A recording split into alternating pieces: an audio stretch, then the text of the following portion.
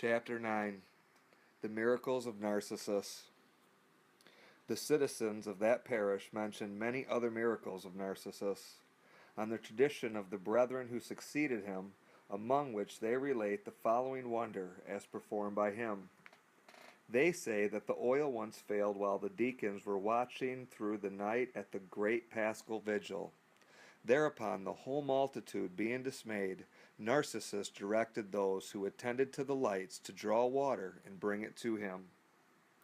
This being immediately done, he prayed over the water, and with firm faith in the Lord commanded them to pour it into the lamps. And when they had done so, contrary to all expectation by a wonderful and divine power, the nature of the water was changed into that of oil. A small portion of it has been preserved even to this our day by many of the brethren there as a memento of the wonder. They tell many other things worthy to be noted of the life of this man, among which is this.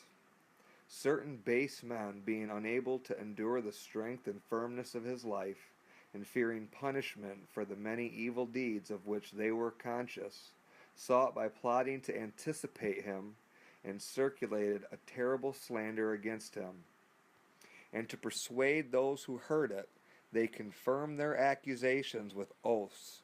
One invoked upon himself destruction by fire, another the wasting of his body by a foul disease, the third the loss of his eyes.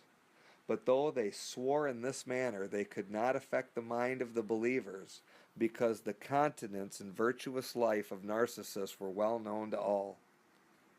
But he could not in any ways endure the wickedness of these men, and as long as he had followed the philosophic life for a long time, he fled from the whole body of the church and hid himself in the desert in secret places, and remained there many years. But the great eye of judgment was not unmoved by these things, but soon looked down upon these impious men, and brought on them the curses with which they had bound themselves. The residence of the first, from nothing but a little spark falling upon it, was entirely consumed by night, and he perished with all his family. The second was speedily covered with the disease which he had imprecated upon himself from the sole of his feet to his head.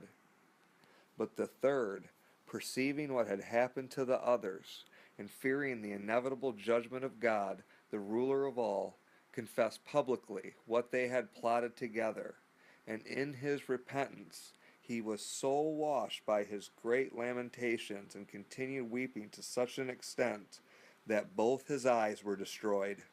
Such were the punishments which these men received for their falsehoods.